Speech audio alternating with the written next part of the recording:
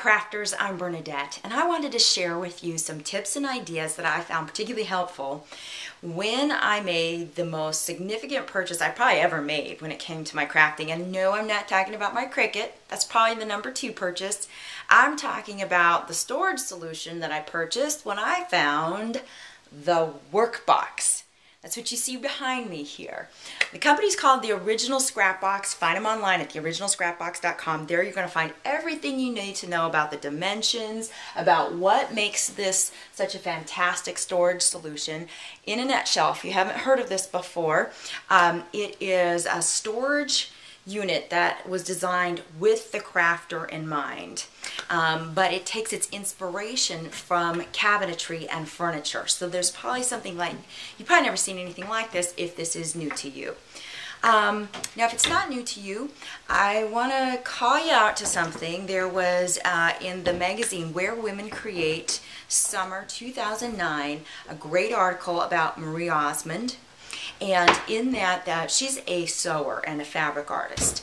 And she had one of the work boxes set up in her craft space, which is her bedroom. And they had it modified on the interiors in some ways that was very intriguing to me, but I didn't really get much information about, dimensions or exactly how you could customize it. And so that's what I want to go over in the rest of this video. How you can make this space really work for you. Now, as you can see, there's a wonderful work surface that they have here that actually folds down and folds out of the way. Flat surfaces are premium. That's hot real estate. Now, I don't care where you're at, but this is worth its weight in gold right here. But my question had to do with these spaces that you find that are right here. How can you not just adjust the height on a vertical level on the way you like it, but can you actually create more space across horizontally? Because as you'll see here, you've got these supports that are right here, and I wasn't sure of how much of this you could actually change. So one of my main storage concerns was making a home for my Cricut. So you can see I use a Cricut Expressions, and it's roughly 24 inches or whatever, 2 feet wide, and gosh, I don't know, about 7 or 8 inches across here. And so based upon the dimensions of the workbox, I knew I was going to have a hard time making it fit that way. And there certainly wasn't enough depth for it to fit in this way. You've only got about 12 to 13 inches going back. So I had to figure out a way to make this wonderful storage idea make room for the Cricut. Well, I actually thought about cutting out the vertical support that you see right in between those two there. This is just MDF, medium density fiberboard, with a laminate over it. It's a pretty common stuff, and I know from experience that you can cut that down. It may chip on the sides, but I was thinking about cutting that out.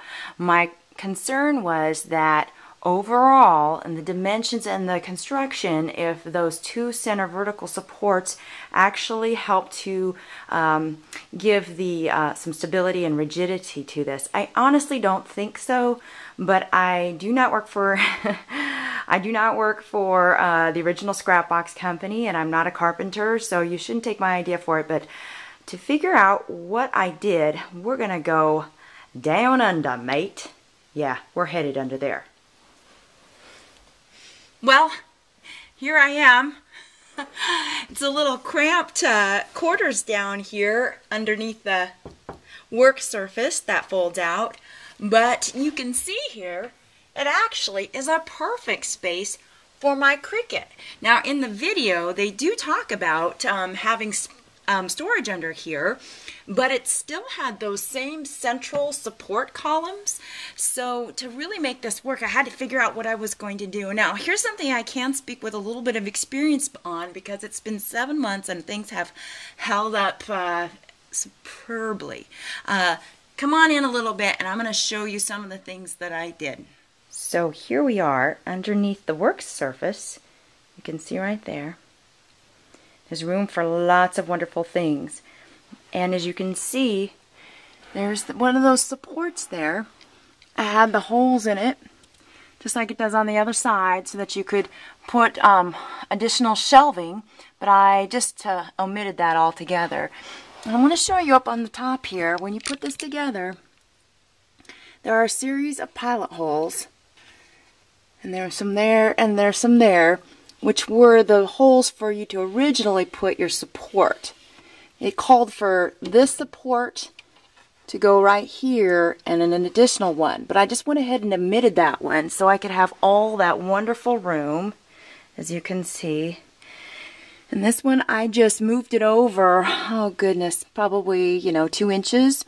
I just drilled my own pilot holes and put the support there too. I thought it would probably be important to have something there, but again, I don't have any cross support shelving. One other fun thing, as you can probably see, or actually not even just fun, but necessary, is I wanted to have electricity, because right on the other side of this panel is my outlet. So I just simply took one of these drill bits, these attachments to your drill, they're really inexpensive, and drilled a hole so that I could have power and a surge strip right there. So my Cricut is always plugged in, and I have room for to go ahead and put in other things, whether it's a glue gun or, as you can see over here, I also have my light box for embossing and other work, and I even put in a little hook, and I hang my Cricut mats there, and I have room for other big things. There's my crocodile and such. But the bottom line is I created a greater room, a greater width on the underneath portion here between this support, omitted a support right there, and moved this one over so I could have my Cricut in a beautiful home. So when I'm ready to get my craft on, I just bring my Cricut up from down below. It's very accessible, it's very easy. And as you can see, there is a lot of room here to work with. You set it right up. Even if you're working with the larger mat, the 12 by 24, you've got space here and here. And having the electrical below works great too if you work with a laptop. For example, if you like to run your Cricut software. You can keep it powered up for as long as you need to. They're close together. It's very easy to get the whole shoot and match up and running. So there you have it. A couple ideas to help really make the workbox by the original Scrapbox work for you, no matter what your space needs are. Like to give a shout out to somebody else who made a video, posted it on YouTube. I think it's A Perfect Memory Scrap. She produced a fabulous video about what it took to actually assemble the workbox. It's not an easy task. Definitely a two-person job. Great video, great production, fun music. She does a time lapse of it, so check that out. And if anybody else out there has original Scrapbox, I'd love to see what you've done to customize it and make it work for you. Or any other tips or tricks you have about how to make this storage really come to life in your own personal craft space. Thanks for watching.